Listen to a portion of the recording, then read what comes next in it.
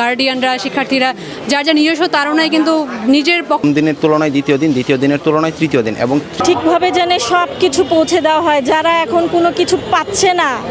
তরুণরাই পারবে আমরা আশা করি, আমাদের সেই আস্থা আছে। শিক্ষার্থী হিসেবে গর্ববোধ হচ্ছে, এটা একটা কথা। আর ত্রাণ যেটা যতটুকু জানি যে আজকে অনেক স্পটে পৌঁছে দেওয়া হবে গাড়ি গাড়ি করে, অলরেডি বাইরে গাড়ি ট্রাক লোড করা হচ্ছে।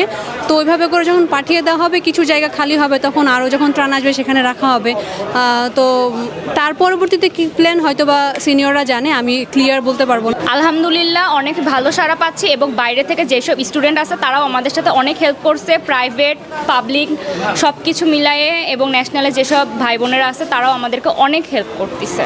আমরা অনেক সাড়া পাচ্ছি। এখন আমরা শুরু থেকে আমরা যেটা দেখতে পেয়েছি, প্রথম দিনের তুলনায় দ্বিতীয় দিন, দ্বিতীয় দিনের তুলনায় তৃতীয় দিন এবং থেকে আমরা আপনারা দেখলেন কালকে রাত পর্যন্ত যখন আমরা ছিলাম এখানে, ত্রাণরা যার পক্ষে যেটা সম্ভব, যেমন 5-6টা কেউ চিপসের প্যাকেটও দিয়ে যাচ্ছে, যে তার যতটুকু সামর্থ্য। সো এটা কিন্তু কাউকে বলতে হয়নি, এটা নিজে থেকেই আসছে। সো এটা জাস্ট যার যার মেন্টালিটি, আগ্রহ থেকেই আসে। তৃতীয় দিনের চেয়ে চতুর্থ দিন আমাদের আসলে ক্রমান্বয়ে ক্রমবর্ধমান হারে এই সারার পরিমাণটা বেড়েই চলেছে এবং দেশের মানুষজন যখন সার্বিকভাবে জানতে পারছেন যে টিএসসিতে আসলে বৈষম্য বিরোধী ছাত্র আন্দোলনের নেতৃত্বে গণত্রাণ সংগ্রহ কার্যক্রম শুরু হয়েছে, তারা সকলেই স্বতঃস্ফূর্তভাবে অংশগ্রহণ করছে।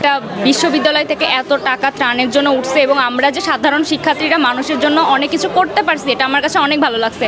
যেমন আমি একজন প্রাইভেট ইউনিভার্সিটির স্টুডেন্ট, অনেক প্রাইভেট ইউনিভার্সিটির স্টুডেন্ট, ন্যাশনাল ইউনিভার্সিটির স্টুডেন্ট এসে ঢাকা বিশ্ববিদ্যালয়ে কাজ করছে এবং আমরা সবাই মিলে যে যেখানকার যেই এলাকার মানুষ, সেই এলাকা থেকে ত্রাণের যেসব সংগ্রহ করতেছি, কালেক্ট করছি এবং ঢাকা ইউনিভার্সিটিতে নিয়ে এসে আমরা এইটা জমা করতেছি এবং তাদেরকে দিয়ে এবং সব কিছু মিলাই আমাদের অনেক ভালো লাগতেছে। ঠিকভাবে যেন সব কিছু পৌঁছে দেওয়া হয়, যারা এখন কোনো কিছু পাচ্ছে না, নোয়াখালী, ফেনী, কুমিল্লা, যারা একদম অসহায় হচ্ছে, তাদের একটু নির্বাসনের ব্যবস্থা, সব ওষুধপত্র, বাচ্চাদেরকে টেক কেয়ারের ব্যবস্থা সব জানে ওনারা।